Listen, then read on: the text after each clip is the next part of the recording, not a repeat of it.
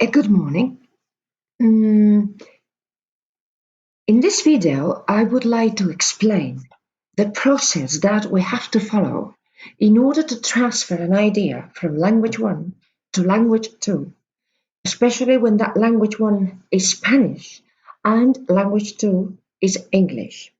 If you would allow me, I would like to do it in Spanish so that all the students that are in the first stages of their learning process can understand, because I find that this is very, very important.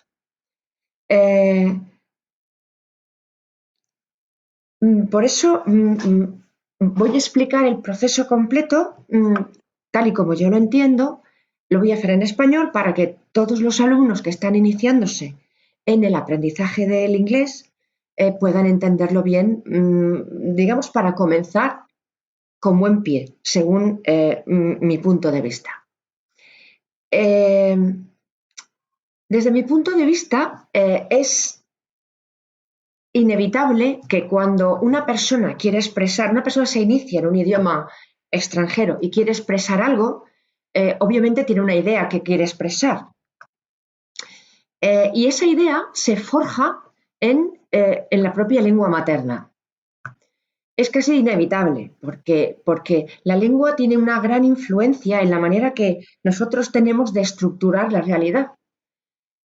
Claro, los profesores solemos decir a los alumnos que no copien, que no traduzcan, que no copien de su lengua materna. Eso es muy cierto, porque copiar significa simplemente trasladar mi idea tal y como está forjada en mi propia lengua a la otra lengua, simplemente cambiando el léxico. Pero la lengua no funciona así. Todas las lenguas tienen su estrategia lingüística. Entonces, en el momento en que yo transfiero una idea, la estrategia lingüística tiene que cambiar. Por ejemplo, el español tiende más a expandirse y el inglés tiende más a comprimirse. De manera que muchas veces una idea que yo pixelo en varias frases en español puede muy bien, perfectamente, expresarse tal vez en una sola frase nominal en inglés. Entonces, muchas veces para evitar el uso de la lengua 1, ponemos remedios como por ejemplo, pues ejercicios en los que hay que llenar huecos en un texto, por ejemplo. Entonces, muchas veces estos remedios no sé hasta qué punto son efectivos, porque a la hora de hablar, una persona lo que ha de hacer cuando transfiere una idea de una lengua a otra, cuando piensas una idea, la piensas en tu lengua materna, cosa que es inevitable, porque si no lo haces así, te basas en los recursos limitados que tienes en la superficie de tu cerebro, digámoslo así, y nunca ahondas para utilizar lo que tienes debajo. Y eso creo que es un error, porque es una de las cosas que causa que el alumno, cuando avanza en su nivel, siempre esté utilizando las mismas herramientas lingüísticas y no tenga la sensación de progresar. Entonces, pienso que el hecho de tener flexibilidad lingüística para transferir una idea de una lengua a otra es bastante importante. ¿Qué ocurre? Que si le damos al alumno un ejercicio en el que tiene que rellenar huecos, cosa que nunca se hace cuando una persona habla, el alumno, estamos privando al alumno de practicar la habilidad o el skill, la habilidad de, en primer lugar, buscar todas las herramientas lingüísticas que tiene en el fondo de su mente para poder expresar esa idea. Y eso es un skill. Segundo, de elegir cuáles son las mejores de esas herramientas que puede utilizar para expresar esa idea. Tercero, hacer uso de esas herramientas de una manera correcta. Cuarto, acordarse de lo que la persona quería expresar, porque después de tanto pensamiento llega un momento en el que no recuerdas qué querías decir. Es decir, tienes que mantenerlo. Como el proceso es lento, es probable que en cierto momento del proceso olvides qué querías decir. La habilidad de poder llenar ese hueco que deja el blanco mental con algo que sea coherente con el resto del Parlamento. Entonces, claro, todo eso implica un entrenamiento y una habilidad. Es igual que conducir un coche. Cuando se conduce un coche hay tantas cosas que tener en cuenta. Mirar el retrovisor, la palanca de marchas, muchas cosas al mismo tiempo. El embrague. Claro, al principio somos conscientes de cada uno de esos pasos que tenemos que dar para conducir, pero llega un punto en el que cuando adquieres la habilidad suficiente porque has practicado mucho o has practicado lo suficiente, pues se puede hacer de una manera automática, incluso a veces hablando con la persona de al lado, y no llegas a ser consciente de lo que has hecho. Hacer los movimientos diferentes, miras, cambias la marcha sin realmente ser consciente de lo que haces, pero para eso hay que entrenar. Entonces yo pienso que utilizar la lengua 1 es muy útil porque, por ejemplo, cuando yo propongo ciertas ideas para transferir, en esas ideas intento que se acumulen diversos puntos gramaticales, porque la lengua es un cóctel, no es compartimentos estancos. Ahora el present simple, mañana el future, no. A ver, la lengua es un cóctel y se mezclan muchos puntos gramaticales en la misma frase, de manera que a veces la frase parece muy simple, pero a la hora de transferirla resulta ser más, digamos, challenging, lo que en inglés se llama challenging. Es un reto que no es tan fácil de conseguir. Entonces, ¿cuál es el proceso que el alumno tiene que seguir para transferir la idea de la lengua 1 a la lengua 2 sin copiar la estrategia lingüística? Pues eso es lo que estoy intentando hacer en este vídeo. Estoy intentando ayudar al alumno a que siga una serie de pasos para pasar de la lengua 1 a la lengua 2. Esto en un principio puede resultar o parecer laborioso, pero conforme el alumno practica, entrena ese proceso, pues poco a poco ya se automatiza. Para poder mostrar qué es lo que quiero decir con esto,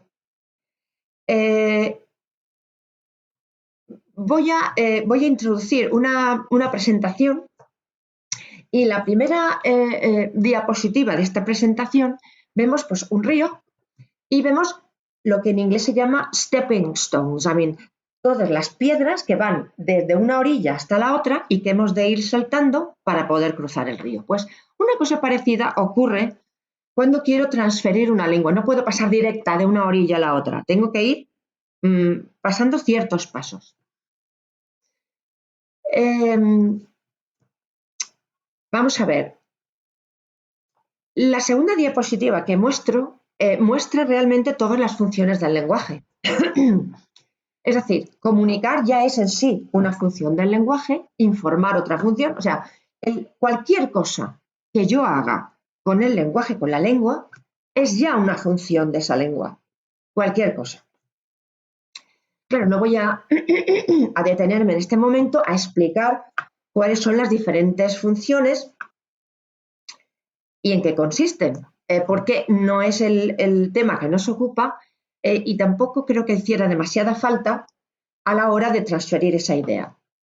¿Por qué introduzco esto? Pues porque a partir de ahora voy a utilizar la palabra function bastante frecuentemente, pero claro, ¿qué quiero decir cuando utilizo la palabra function? Si cualquier cosa es una function, porque ahora voy a distinguir entre fact y function. ¿Qué quiero decir con eso?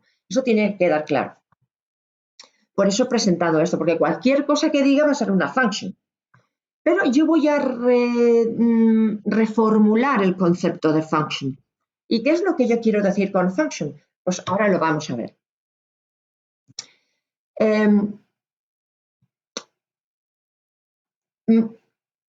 Estas son las preguntas que aparecen aquí. What are we going to call a function?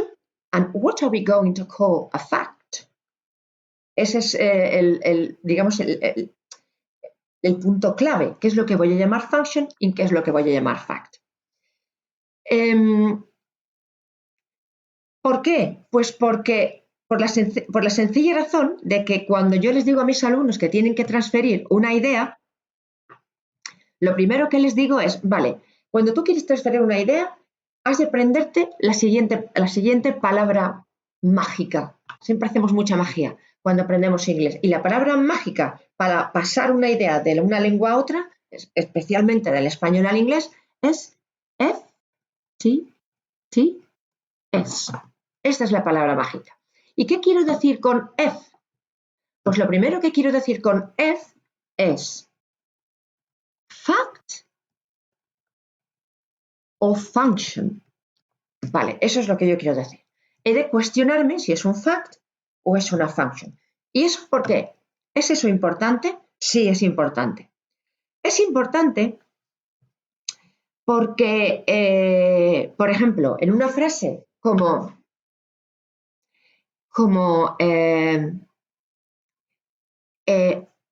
¿puedes cargar esta maleta? Una frase como esta, vamos a escribirla aquí.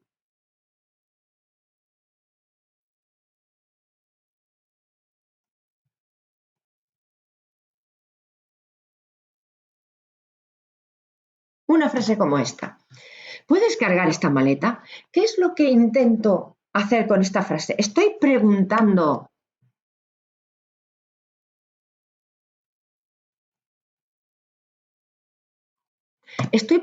si la persona en cuestión es suficientemente fuerte para cargar la maleta o estoy pidiendo a esta persona que lo haga por mí porque soy yo la que no puede. ¿Qué estoy haciendo? ¿Estoy preguntando realmente o no es una pregunta, es una petición? Estoy pidiéndole a esa persona que cargue la maleta por mí. ¿Cuál de las dos funciones estoy haciendo? Claro, si es una pregunta, es simplemente información pura y dura, de manera fría, es decir, ¿puedes cargarla o no? Y la respuesta que espero es puramente verbal. Sí, puedo, o no, no puedo. Si lo que yo estoy haciendo es pedir, la respuesta que yo espero no es solamente verbal y no va a ser la misma. Habrá algún tipo de respuesta verbal, pero no va a ser la misma. Faltaría más, sería mi respuesta. ¿Por qué? Pues porque si digo faltaría más, estoy aceptando la petición de esa persona. Pero también espero una respuesta física, porque espero que la persona en cuestión cargue mi maleta. Es decir, en la primera pregunta espero simplemente una información y ya está, que es una respuesta verbal. En la segunda petición, lo que espero es una respuesta de aceptación, no de información, de aceptación y desde luego una respuesta física, porque espero que esa persona cargue con mi maleta. Pues esto es precisamente lo que yo llamo la primera pregunta, la pregunta en la que yo pido información, es lo que yo llamo un fact. Y la petición, en la que yo espero una respuesta física, es lo que a partir de ahora voy a llamar function. ¿Es eso importante? Pues sí, porque el procedimiento que yo utilice para transferir la idea de la lengua 1 a la lengua 2 va a ser diferente, va a ser diferente. Que haga lo que haga, todo va a responder a unas ciertas normas gramaticales, sí, pero que el procedimiento que yo siga para identificar qué herramientas lingüísticas necesito para transferir esa idea va a ser diferente. Por eso, aquí explico, ¿qué es un fact? Pues the speaker expresses or asks for information, que es lo que hemos visto antes. Por ejemplo, en una entrevista de trabajo, aquí pone I worked for a multinational company from 2000 to 2010. Vale, pues es una información que yo doy acerca de mi experiencia en el trabajo. I hate driving. Vale, estoy informando de cuál es mi actitud de cara a conducir.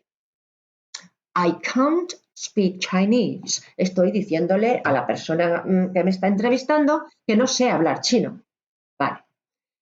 Have you got any experience in this job? Can you drive?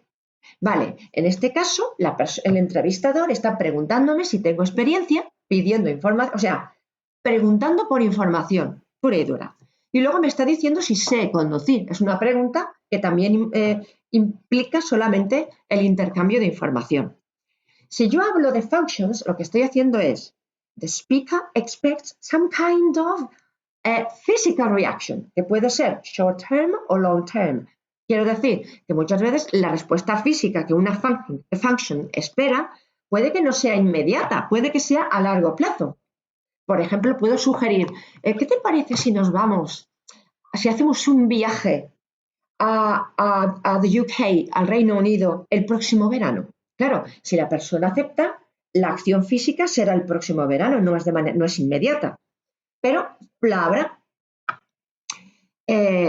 Claro, ¿qué functions puedo hacer? ¿O responden a lo que yo llamo function? ¿O qué clase de funciones lingüísticas responden a lo que yo a partir de ahora voy a llamar functions? Pues suggesting, sugerir, requesting, pedir, offering, yo me ofrezco para hacer algo. Es decir, yo siempre apelo a mi interlocutor para que él haga algo o yo haga algo. Es decir, una de las dos partes debe de alguna manera dar una respuesta física a lo que yo he dicho. Por ejemplo, what about catching the 11:30 train to Valencia? I am suggesting, estoy sugiriendo. Would you mind doing it again? Estoy pidiendo. Shall I carry your suitcase? Estoy ofreciéndome para hacerlo. Vale, por ejemplo, ejemplos de facts. Can you drive? En una entrevista de trabajo, yes, I can. O sea, mi respuesta sería yes, I can. Si yo, en lugar de un fact, lo que expreso es una function, por ejemplo, can you drive today? O can you do the driving today? La respuesta no sería yes, I can. La respuesta sería sure, of course. O sea, estoy aceptando la petición que mi interlocutor está haciéndome. Si en una entrevista de trabajo pregunto, do you mind working nights? Claro, no le diría, can you work nights this week? Porque si hago eso, estoy pidiendo que trabaje por mí. A lo mejor necesito un cambio de turno y le estoy pidiendo que cambie conmigo. Pero eso es una function. Si yo lo que quiero preguntar es que si le importa trabajar de noche, do you mind working nights? Es un fact. Si es una function, pregunto, do you mind working nights this week? ¿Te importaría trabajar por la noche esta semana, cambiarme el turno? Of course not. La respuesta sería, si fuese una function, diferente. Si fuese un fact, sería no, I don't mind. Es decir, estoy dispuesto a trabajar por la noche si hace falta. Muy bien. Vale, entonces hemos dicho que la palabra mágica era F-T, T-S. La primera F era fact o function. Digamos que la frase que yo quiero expresar o que yo quiero transferir es una function. ¿Qué ocurre entonces? Pues que si es una function, no voy a seguir mis stepping stones que tengo aquí. Voy a coger la liana de Tarzán y voy a cruzar el río con la rama de Tarzán. ¿Eso qué significa? Pues eso significa que voy a tener todo un esquema de functions. Por ejemplo, este esquema, que es el mismo que hemos visto antes, y ahí simplemente he incluido aquellas funciones lingüísticas que responden a lo que yo llamo functions, es decir, una petición, a request, un ofrecimiento, an offer, una invitación, an invitation, o una sugerencia, a suggestion. Hay más, hay bastantes más, pero para empezar pienso que es suficiente con saber estas cuatro funciones. Hay más. Una que es muy usual, pues es una suggestion. Sugerir, es un intercambio de sugerencias, porque una conversación suele ser un ping-pong. O sea, si yo doy una sugerencia, es una function. Si la otra persona acepta mi sugerencia, es otra function. Si la otra persona rechaza, pues es otra function, maneras de responder a esa sugerencia. Pero si me da una excusa para explicar por qué la rechaza, eso es un fact, porque me está diciendo cuál es la información en cuestión que provoca o me obliga a tener que rechazar tu sugerencia. Ok. Bueno, o sea que sí, hemos dicho anteriormente que, que si la F, yo preguntaba fact o function y resulta ser una function, hemos dicho que directamente me voy a la fórmula. ¿Y qué pasa en la fórmula? Pues que, por ejemplo, si yo quiero sugerir, ¿qué te parece si nos vamos a hacer un viaje en verano? Pues puedo utilizar muchas de estas ideas, pero puedo utilizarlas indistintamente. Puedo decir, let's make a trip next summer, shall we? O puedo decir, how about making a trip next summer? O puedo decir, what about making a trip next summer? O puedo decir, why don't we make a trip next summer? We could make a trip next summer. O sea que tengo varias fórmulas que puedo aplicar para expresar exactamente lo mismo. Yo me aprendo la formulita y la completo con lo que quiero sugerir en cada caso concreto. Si en lugar de un viaje en verano, pues quiero sugerir, ¿por qué no nos vamos a tomar un café? Pues puedo decir, let's go and have a coffee together, shall we? Or how about having a coffee? What about having a coffee now? Why don't we go and have a coffee? We could have a coffee now. O sea, puedo utilizar varias fórmulas para expresar lo mismo. Muy bien. ¿Qué ocurre cuando lo que yo quiero transferir simplemente es información? Pues yo he puesto dos frases como ejemplo. Una es, me levanto a las 8 todos los días. La otra es, llevo escritos 4 libros. Vale. Antes de hacer estas frases, vale,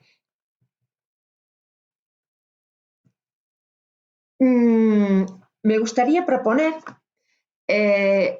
una frase típica en la que el alumno que copia el léxico de una lengua a la otra sin adaptar la estrategia lingüística es un error que ese alumno que copia suele cometer.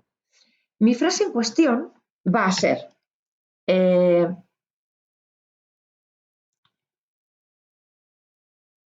vivo en esta casa.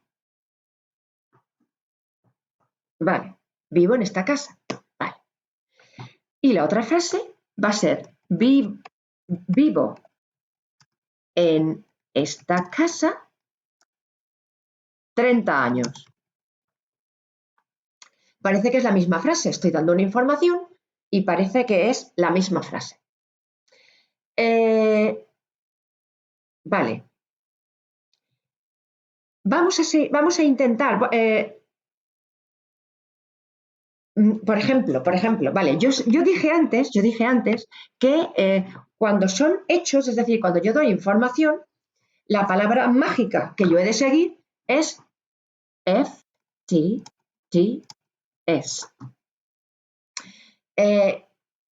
¿Y qué es el FTTS? Hemos dicho que la primera F era fact o function, que si era una function teníamos una serie de fórmulas, pero ¿qué pasaba cuando yo tenía un fact? ¿Qué pasa cuando tengo un fact?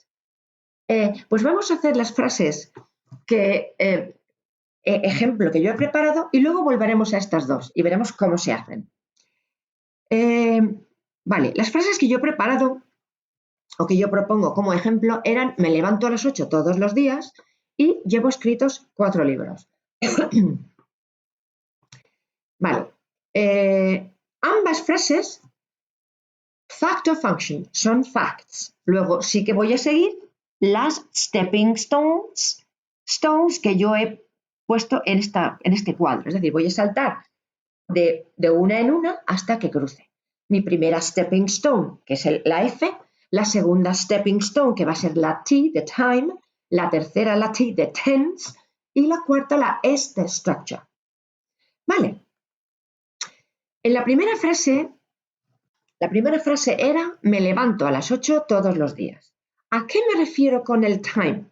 Pues con el time me refiero a que yo en una pantalla como esta, por ejemplo, voy a visualizar lo que yo quiero decir. Entonces yo me visualizo a mí misma todos los días levantándome a esta hora. Pero claro, lo que tengo que hacer en esa pantalla es configurar el tiempo en el que la pantalla comienza, el vídeo comienza a marchar, la pantalla comienza a mostrar el vídeo y el tiempo en el que la pantalla acaba de mostrar el vídeo. Y digo la pantalla, no digo la acción, porque la acción de despertarse es muy rápida. Pero para yo poder ver que esa acción ocurre de manera habitual, pues, ¿dónde puedo o cómo puedo configurar el inicio de mi pantalla? Pues será en el pasado, igualdad, la semana pasada, el mes pasado, el año pasado, cuando sea. La cuestión es que tiene que ser un pasado, porque yo tengo que ver desde ese pasado hasta el final de mi pantalla, que será un futuro, igual da la semana que viene, que dentro de un mes, da igual.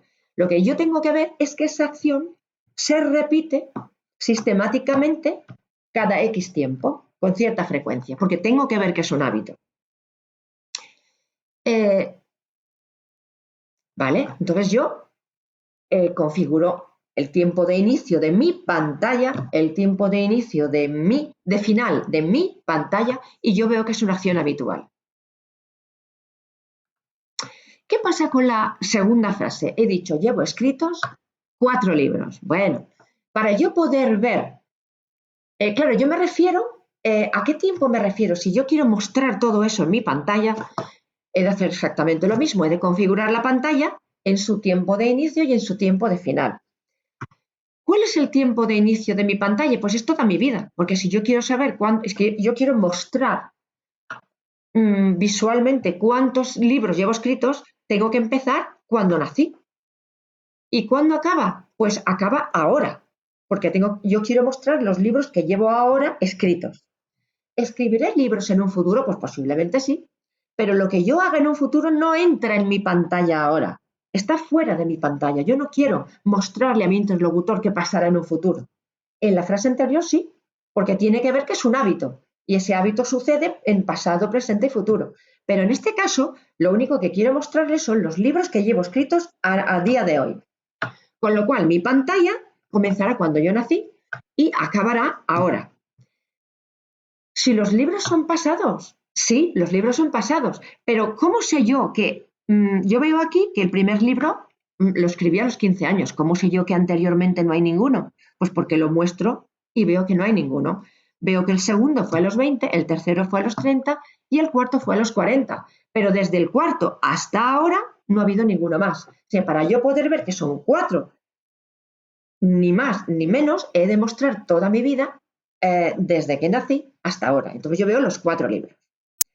Claro, si yo quiero hablar del libro 1, entonces mi pantalla cambiará porque yo me limitaré a este primer libro, con lo cual mi pantalla irá desde el pasado hasta el pasado. Ya no llegará al presente porque mi libro 1 es una acción terminada. Entonces, el tiempo será diferente, mi pantalla será diferente, pero ahora para mostrar los 4 necesito que mi pantalla vaya desde que nací hasta ahora. Bueno, dijimos la F, que era fact, la T, que era time, el tiempo cronológico en el que yo configuro el tiempo 1 y el tiempo 2 de mi pantalla, y ahora simplemente busco la correspondencia entre el tiempo y el tense. ¿Qué es el tense? Pues el tense es la forma verbal que yo necesito para expresar esa acción. Entonces, o ese estado. Entonces, hemos dicho que la primera frase, que era me levanto a las 8 todos los días, iba del pasado, presente y futuro, porque era una acción que se repetía de una manera periódica. Aquí puedo ver que pasado, presente, futuro, para acciones habituales, la forma verbal que tengo que utilizar es el present simple. I usually get up at 8 o'clock every day. Esa sería la frase primera. ¿Pero qué ocurre con la frase segunda? Pues que la frase segunda iba del pasado al presente. Y yo veo que había resultados presentes, es decir, llevo ya 4 libros escritos. Hay un número, present results from past actions during a period of time. Usually quantity of result or amount or number of result is explicit, is expressed. O sea, hay 4 libros hechos hasta ahora. Ese es mi resultado. Aunque las acciones son pasadas, ese cúmulo de acciones son lo que yo tengo ahora en mi currículum. Entonces, eso se expresa con el present perfect. Es posible que haya dado el present perfect o no. Pero lo importante aquí no es que yo haya dado el present perfect o no. Es que yo sé qué tiempo verbal tengo que utilizar y qué tiempo y cuándo no puedo utilizar ese tiempo verbal. ¿Qué quiero decir? Vale, si venimos a estas dos frases,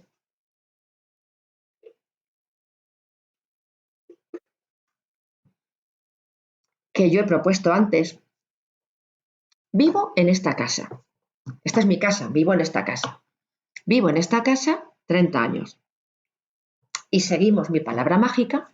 Las dos son facts. Time. Mi pantalla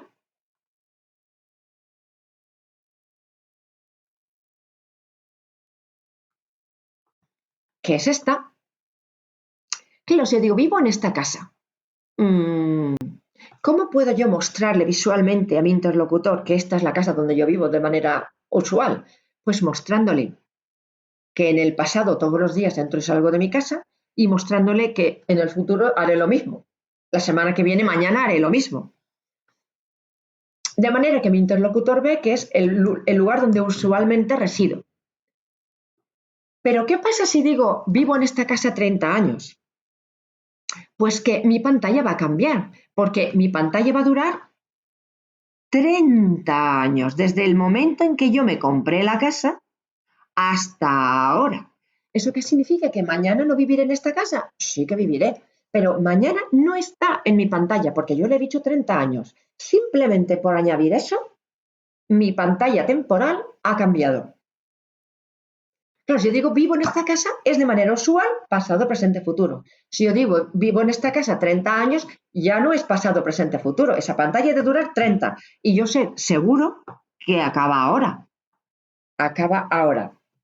¿Y cuándo empieza? Pues cuando me mudé a esta casa o cuando compré esta casa. Pasado, presente.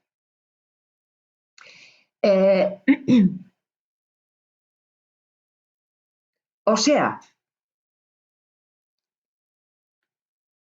que la primera frase será I live in this house, porque es un present simple.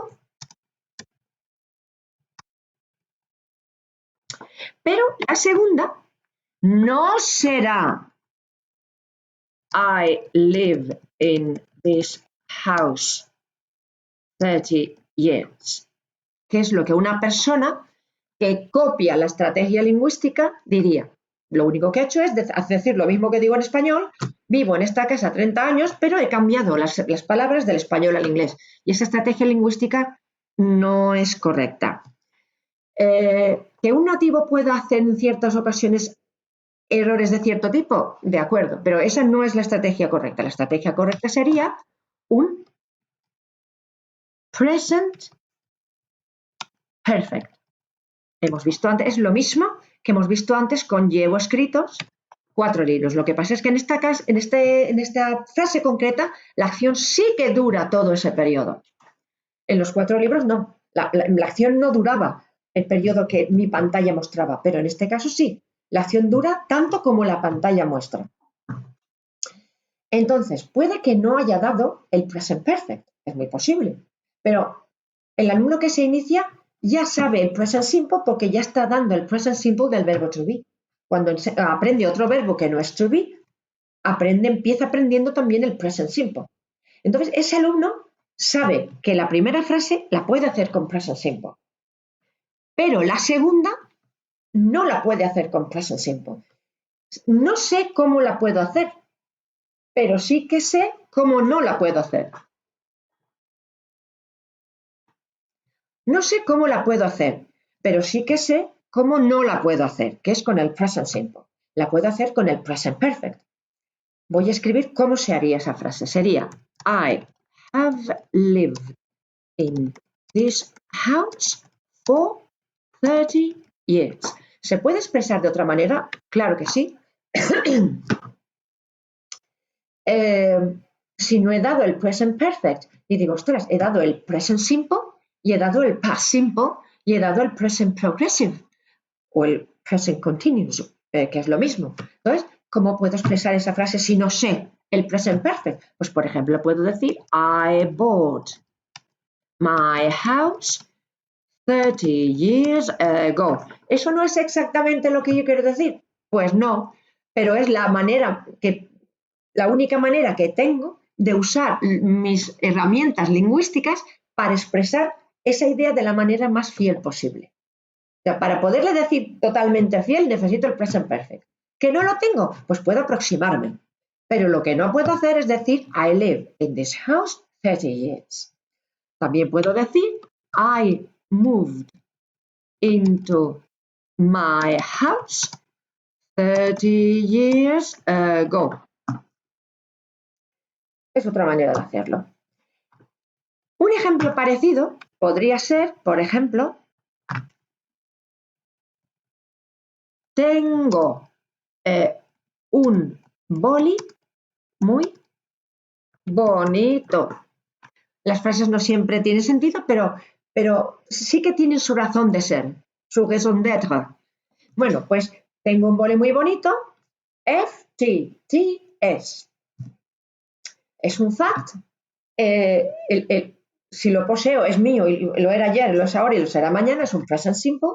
Entonces diría I have a very beautiful pen. No me digas, me dice mi interlocutor. Y digo, claro que sí. Yo tengo este boli tan bonito desde que fui al Reino Unido. Si yo digo,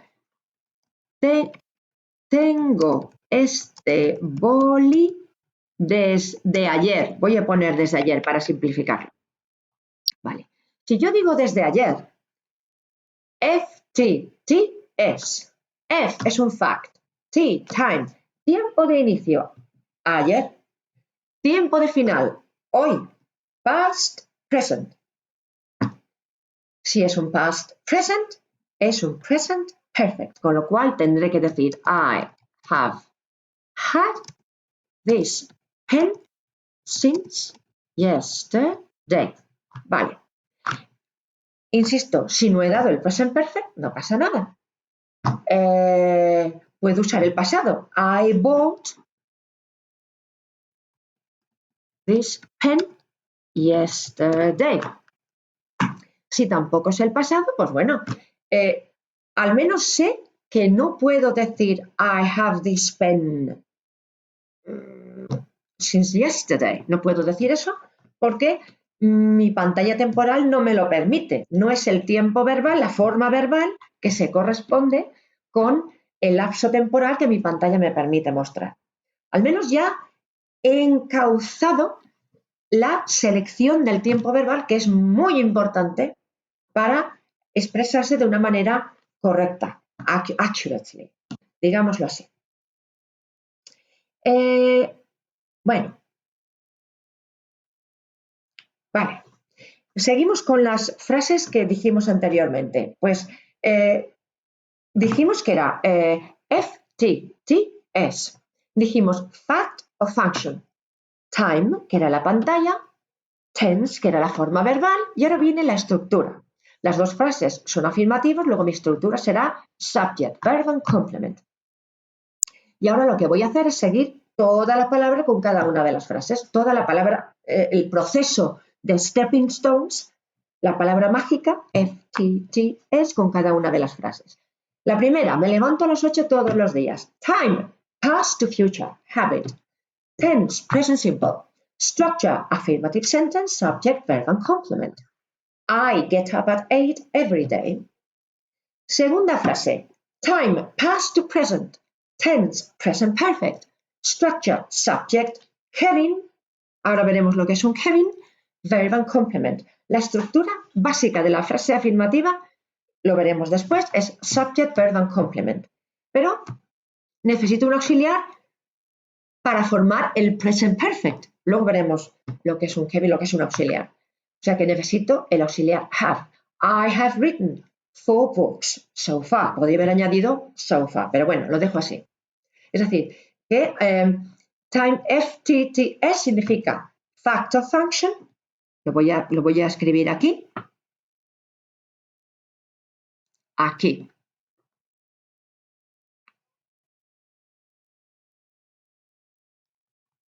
Fact of function. Time.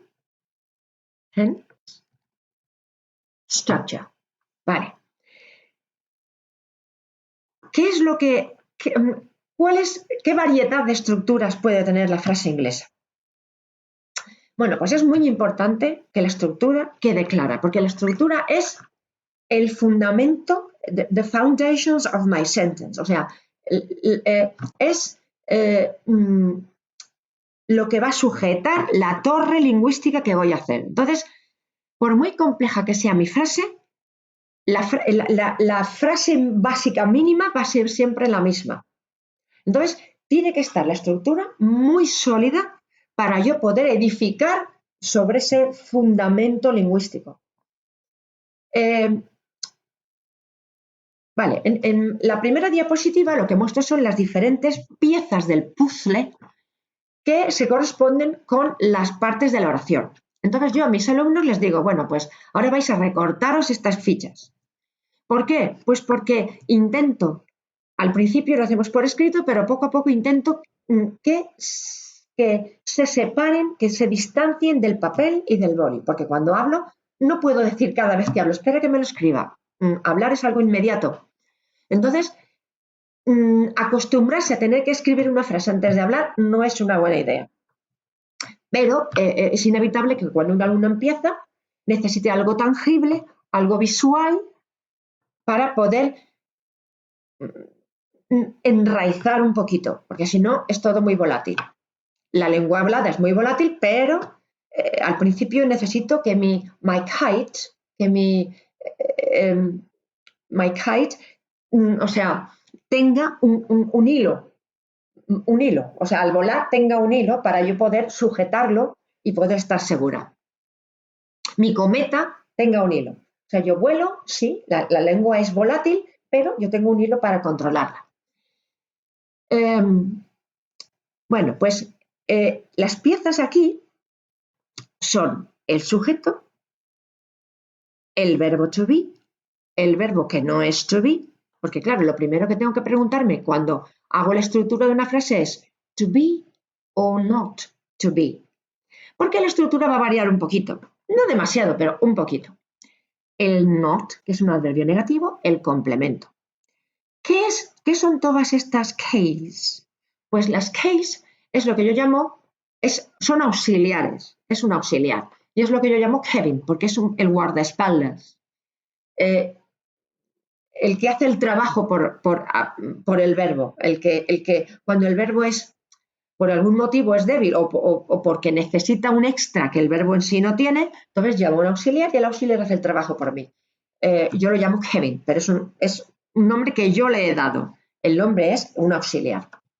Son varios tipos de auxiliares. Este es el auxiliar de estructura y estos son otros auxiliares que ahora veremos cuántos tipos de auxiliares tenemos.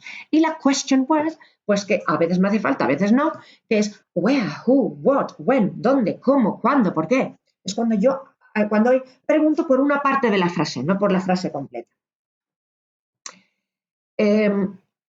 Vale, cuando el verbo es to be, hemos dicho que cuando voy a transferir la frase y llego a la S de structure, me tengo que preguntar to be o not to be. Si mi verbo es to be, Mi frase afirmativa es la de siempre, la básica, sujeto, verbo y complemento. Y puedo, claro, cuando la frase es negativa hay de cambiar esa estructura. No pasa nada, el verbo to be es fuerte para cargar con la negación, que la lleva a la espalda. Sujeto, verbo, negación y complemento. Cuando tengo que preguntar, lo único que hacen es cambiar el lugar, el verbo y el sujeto. En lugar de tener sujeto y verbo, aquí tengo verbo y sujeto. Puede que necesite una question word, puede que no. Bueno, si es una pregunta con el verbo to be, question word, verbo, sujeto y complemento. Pero, ¿qué ocurre cuando es not to be? Pues que cuando es not to be, pasa exactamente lo mismo. A ver, tengo una estructura básica afirmativa que es sujeto, verbo y complemento, pero en el momento en que yo tengo que cambiar esa estructura por cualquier motivo, necesito un auxiliar. En este caso, el auxiliar do, que no añade ningún significado a la frase, pero me ayuda a cambiar la estructura básica. Es decir, los auxiliares son como si fueran profesionales. Es decir, que si a mí se me rompe el grifo, pues necesitaré llamar al plumber, al fontanero. Si se me rompe la mesa de madera, necesitaré llamar al carpintero, the carpenter. Si se me rompe la lámpara, necesitaré llamar al electricista. Cada Kevin tiene su función. Si necesito cambiar la estructura básica de sujeto, verbo y complemento y no soy to be, necesito el Kevin do. Entonces, el Kevin do va a ser el que haga el trabajo por mí. Sujeto, en lugar de tener verbo y negación, tengo Kevin y negación. Y luego ya vengo yo como el señor. Y al final, el complemento. ¿Que tengo que preguntar? También hay un cambio sujeto-verbo, pero al que envío a Kevin no voy yo. Y digo, question word, Kevin, subject, verb and complement.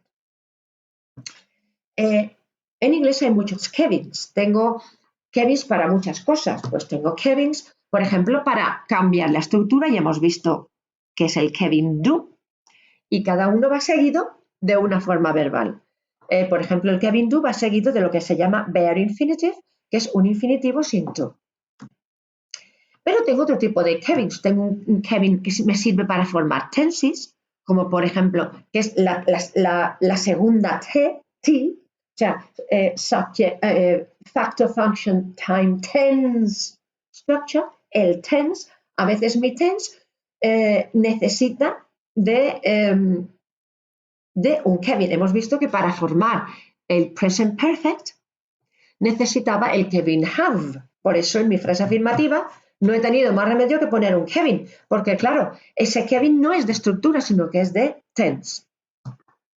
Entonces, claro, mi frase afirmativa, si yo necesito un Kevin de tense, será sujeto más Kevin de tense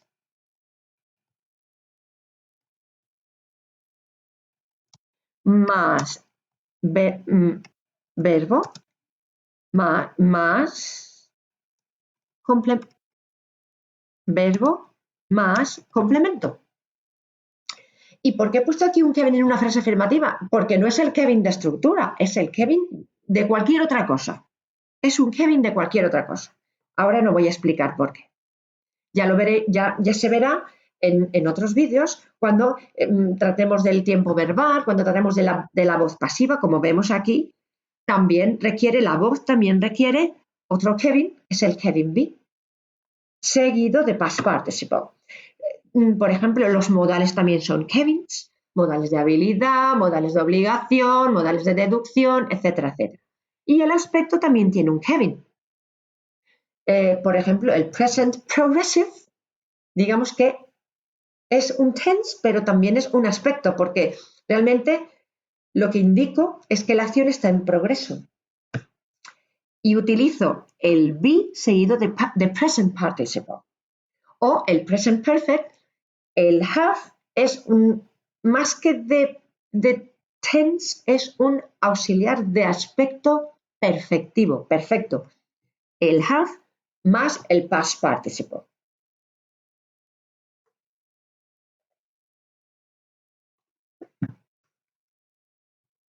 Bueno, claro, estas frases ya son más complejas y son las frases en las que necesito varios tipos de Kevins. Puede que solo sea uno, modal, puede que sean dos, modal más aspecto, puede que sean tres, modal, aspecto y voz, pero bueno, esas frases ya son más complejas y no voy a detenerme en ellas. Por ejemplo, un ejemplo de transferencia que vamos a hacer. Yo quisiera transferir la frase ¿por qué Jane lee The Guardian entre semana? Vamos a ver cómo lo diría. Claro, una persona que copia diría Why Jane reads The Guardian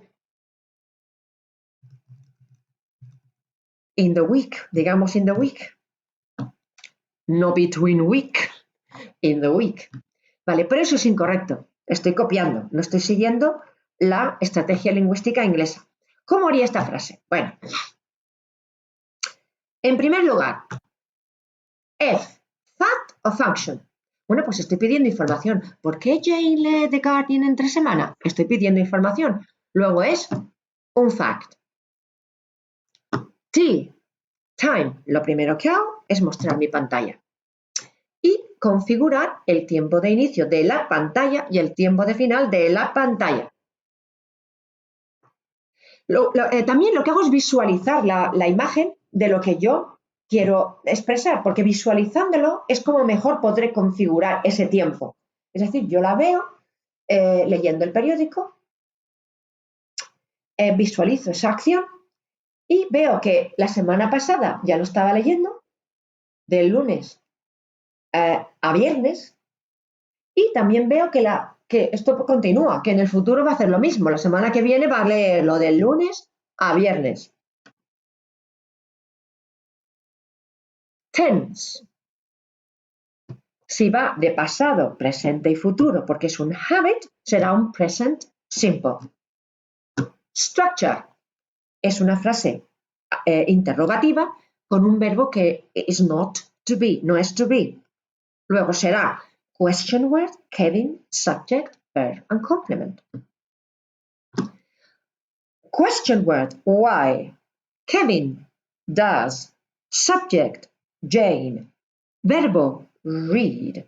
Complemento, The Guardian on weekdays. Primero coloco el objeto directo y luego el circunstancial de tiempo. Y así es como la frase quedaría. No diría why Jane reads, eso estaría incorrecto. Eso sería la estrategia española, pero con palabras inglesas. Entonces, lo que estoy haciendo es hablar español, no estoy hablando inglés. Bueno, pues en mi página web, que es gloima.com, tenemos muchísimos transfers que yo propongo. Bueno, la primera presentación es lo que estamos viendo ahora, pero if you scroll down, you will see that I have lots and lots of transfers that I propose. En esos transfers están las oraciones que yo propongo para transferir y también están la key de esas frases. ¿Dónde puedo encontrar la key? Pues la puedo encontrar esto, la key. Pero hay que intentar hacerlo without cheating. So in subsequent videos, we will do them together and I will explain why they are done that way. And we will see what is the right way to do the different transfers, and we will see the right sentence in English. So I hope that you liked what we did, and I hope that you found it useful.